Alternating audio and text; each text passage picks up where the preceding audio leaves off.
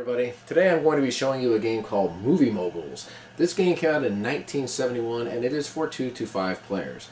Now this game is a collector's item of sorts, and the object of this game is you're going to be trying to bankrupt all of the other players. You're going to be playing the role of a movie producer, and this game plays very similar to Monopoly. What you're going to be doing is you're going to be buying productions of some well-known films, such as A Streetcar Named Desire, and Boomtown, old movies from the 40s. And you're also going to be trying to buy the stars for these movies in order to increase the amount of money that people will have to pay you if they happen to land on your space. There's also awards that you can win. A couple of pretty cool little things here. So without further ado, let's show you how it works. Okay, everybody, let's go ahead and show you the components really quick.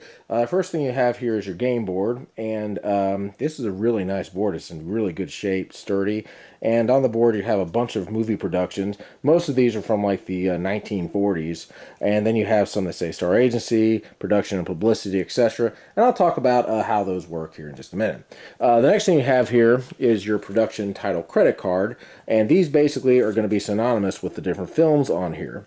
And I'll talk about how those work in just a second. These are called your production and publicity cards.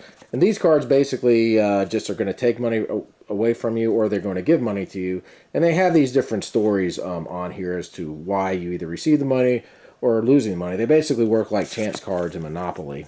These here are your star agency cards, and these have the pictures or headshots of a bunch of different famous stars. Here's one of James Stewart. Here's one of Frank Morgan and Marilyn Monroe. Here's one of Spencer Tracy. There's a whole bunch of them over here. Judy Garland.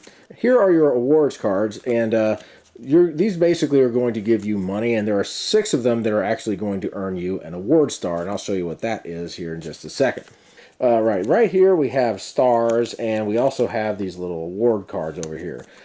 These stars basically are going to be used anytime you buy a star for a particular production that you have purchased. And this here is your awards token. There's 6 awards that are going to allow you to get this. If you get this, this is going to increase the fees on any of the productions that you have this on. So let's go ahead and talk about how this game works. Basically, what you're going to be doing is you're going to be going around the board and you're going to be trying to purchase these certain productions. So let's just say I went ahead and rolled the die, and I moved one of these pawns over here, and let's just say I moved to the Philadelphia Story, which is worth $500,000. Now, I can go ahead and purchase that if nobody else has purchased it. If I purchase it, then I'm going to receive the production title credit card to that movie. If you decided not to purchase it, it would then go up for auction starting at half the cost. So in this case, it would be this one. So you receive this. Now, you're going to see here that it says actors needed to complete the production, and it's going to have 3 of them listed. For each actor or actress that you are able to buy later on during the game, you are going to place a star on that space. And what that is going to do is that is going to increase the value of the production, and if anybody lands on it, they're going to have to pay you more money. The more stars you have on there, the more money that you're going to get. And again, for every star that you buy, you're going to put this little thing, say right over here. Now, the way you purchase stars is when you land on what is called the Star Agency. There's a couple ways you can get there. You can either land on it directly, or if you roll doubles, you'll go ahead and make your move, and then after you roll the doubles, you can either move to the closest Star Agency, or you can go ahead and roll again. So what the Star Agency will do is, if you land on a Star Agency, you will go ahead and select 4 of these Star Agency cards like so, and then you will go ahead and look at them. So let's go ahead and take a look, and you're going to look at these secretly over here. And essentially what you're trying to do is you're trying to find stars that are in a production that you own. So let's just say, for example, I own the movie Stowaway, and I've got Robert Young, who is one of the actors. What I will then go ahead and do is I'll place him to the side, and I can pick how many of these that I want. Let's just say I decide to take Jeanette MacDonald as well. So what I'll do is I'll go ahead and I will roll the die, and whatever I roll is going to be multiplied by $50,000. So let's just say I go ahead and roll for the first one, and I've rolled a 4.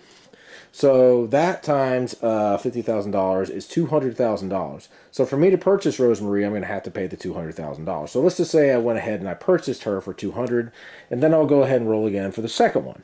So let's just say I roll this, and I've got a 9. So this is going to be worth $450,000. And let's just go ahead and say that I purchased Robert Young for the Stowaway movie for $450,000 as well. And the other star cards that I did not use are going to go back into the pile. Now, if I already own the movie Stowaway, what I would do is I would just simply place Robert Young underneath the card like this, and it would be placed on the table. And then I would go ahead and put a star on that movie, which is right over here. Now, the way the fees work is if, let's just say I own Philadelphia Story, and somebody landed on it, but I did not have any actors or actresses on it.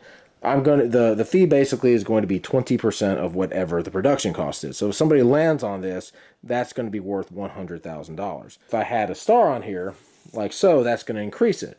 This would make it 50% of this cost. So then this is going to be $250,000 to whoever lands on it.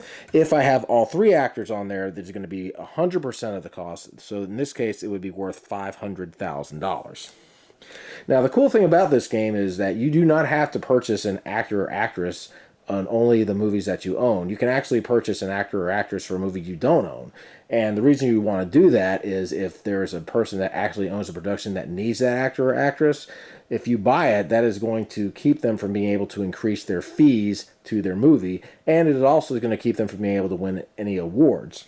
And speaking of the awards, most of these awards cards, like here's one that says your film has received nomination for Best Picture.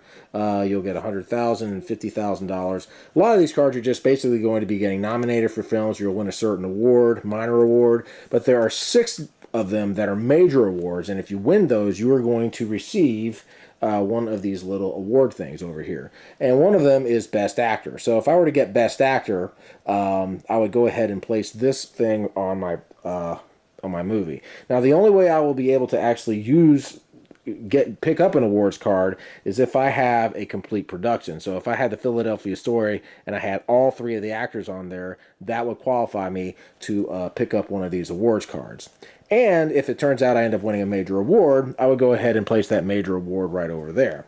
So what that is going to do is that is going to add $250,000 to the production cost, and that is basically how much the person is going to have to pay me if they land on it. So in this case, they would have to pay me $750,000. So a lot of what you're going to be doing is you're going to be rolling and you're going to be moving, you're going to be purchasing these different movies, and chances are you're probably going to have to start selling some stuff back. You can sell actors and actresses back and put them back into the star agency, and you'll get $100,000 for each of them. And if you want to go ahead and sell a production back, you're going to receive 80% of whatever the cost of it was. So if you wanted to sell, say, The Road to Singapore, which in this case would be, you would get $320,000 for it.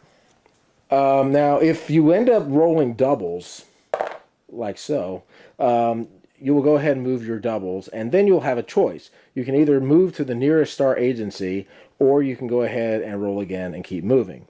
So that's just an interesting rule with that. So basically what is going to happen is you're going to just be moving around the game, and this is very similar to Monopoly, and you're just going to buy the productions, buy the actresses, buy the actors, and you're probably going to have to wheel and deal. You can also trade here as well, and the winner of the game is going to be the one that ends up bankrupting everybody else and is the last person standing. So my thoughts on Movie Moguls. Well, if you like Monopoly, I definitely would recommend getting this game. If you're a fan of older movies from like around the 40s or so, and you like Monopoly, I would definitely pick up this game.